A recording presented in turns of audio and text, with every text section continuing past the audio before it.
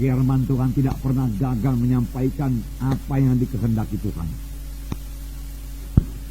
Firman Tuhan juga berkata, langit bumi boleh berlalu, tapi firman-Ku tidak berlalu. Alangkah sukarnya langit dan bumi ini berlalu. Tidak mungkin pun, saudara. Walaupun itu mungkin, saudara, tapi firman Tuhan tidak berubah, tidak berlalu. Biarlah kita percayai sepenuhnya firman Tuhan ini, karena firman Tuhan sangat teguh, tidak bergoyang, sangat stabil, tidak berubah. Mengapa? Karena firman Tuhan itu Tuhan sendiri. Pada mulanya adalah firman. Firman itu bersama-sama dengan Allah. Firman itu adalah Allah sendiri. Firman itu juga Allah. Tuhan itu tidak berubah. Oleh sebab itu firman Tuhan tidak berubah. Firman Tuhan yang kita baca dalam Alkitab adalah sama saja dengan ucapan Tuhan Yesus.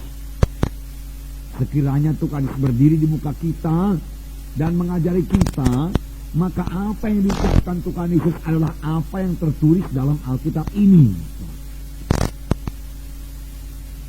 Tuhan Yesus tidak akan keluar daripada firman-Nya. Oleh sebab itu kalau kita mau mengenal Yesus, kita kenal lagi firman-Nya lebih dalam. Kita mau kenal selaku jalan-jalan Tuhan, kehendak Tuhan, kita kenal firman-Nya. Itu sebabnya buku Kolose mengatakan, hendaklah perkataan Kristus itu diam dalam kamu dengan limpahnya, dengan segala kekayaannya. Jadi firman Tuhan kita berikan tinggal dalam hati kita dengan segala kekayaannya, jangan dengan miskinnya. Yaitu biarlah kita sebagai spons, ya, saudaraku, yang mengisap air, ya. Spons itu, saudaraku, yaitu satu busa, satu karet, saudaraku, itu dari bahan plastik, itu saya kurang ngerti, tapi kalau dicelupkan dalam air, dia isap air itu. Ya. Dia mengisap air. Ada juga orang memakainya sebagai menggosok badannya dicampur dengan sabun, saudaraku, dan dia gosok dengan spons itu. Dan kalau spons itu, saudaraku, taruh dalam air, dia isap air. Dan kalau spons itu dipicit, saudaraku, keluar airnya, ditekan keluar airnya, saudara. Demikian kalau kita ini penuh dengan firman Tuhan. Firman Tuhan berdiam dalam kita dengan segala kekayaannya, tidak miskin. Maka ada persoalan yang kita hadapi, apa yang keluar adalah firman Tuhan. Kita dikritik, kita dapat mendapat tekanan, mendapat aniaya. Maka apakah reaksi kita? Firman Tuhan. Karena firman Tuhan sudah berdiam dengan kayanya dalam hati kita.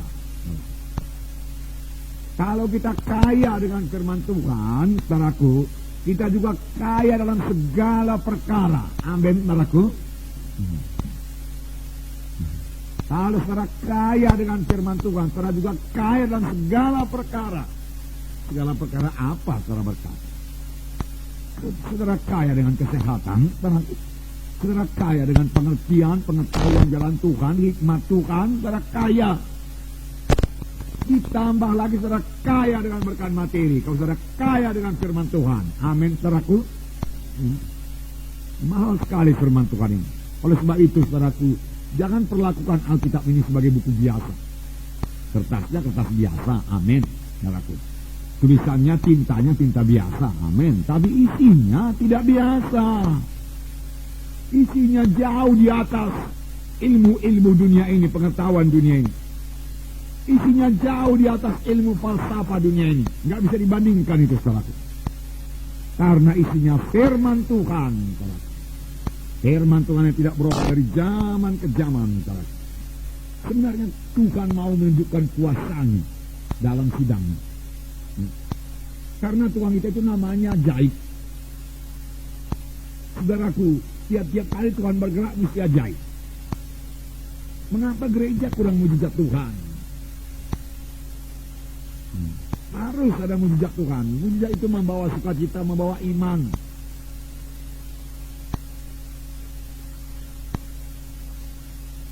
Tabur firman Tuhan yang benar, maka saudaraku akan terjadi mujizat Tuhan. Kenapa? Karena firman Tuhan yang benar ditaburkan. Ada kuasa dalam firman Tuhan. Ada kuasa dalam firman Tuhan.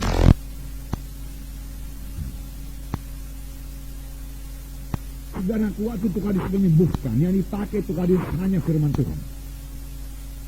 Beberapa kali memang dia meletakkan tangan, tapi dia terus bicara.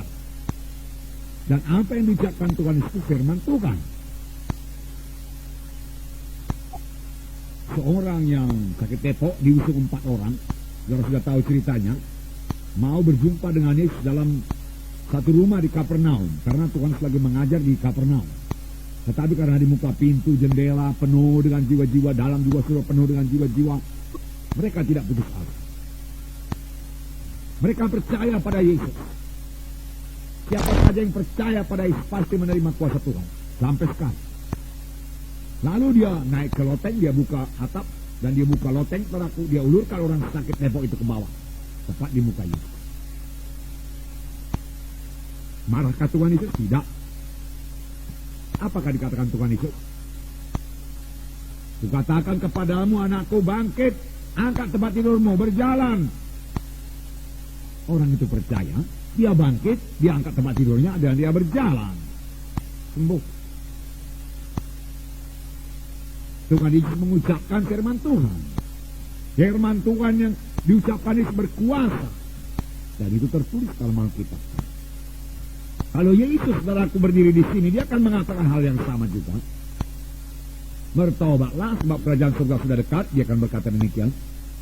Seberapa banyak orang yang menerima aku, anak manusia, maka kepadanya diberi hak menjadi anak-anak Allah. Dan seberapa banyak yang menerima, dia menerima keselamatan, lahir baru jadi anak-anak Allah. Kenapa? Karena ada kuasa dalam firman Tuhan. Kuasa dalam firman Tuhan. Jadi saudaraku, percayai. Dari firman Tuhan ini juga kita mengenal kehendak Tuhan. Orang yang sakit kusta berseru kepada Yesus. Yesus, anak Daud, kalau engkau mau, engkau sanggup menyembuhkan aku. Itu Markus 1:41 kan? Kalau engkau mau, engkau sanggup. Dia tidak bimbang mengenai kesanggupan Tuhan itu. Sama seperti banyak orang Kristen sekarang. Orang Kristen tradisional pun tidak bimbang akan kuasa Yesus. Bisa, sanggup. Tapi apa mau Tuhan menyembuhkan saya apa tidak? Apakah Tuhan memperhatikan saya apa tidak?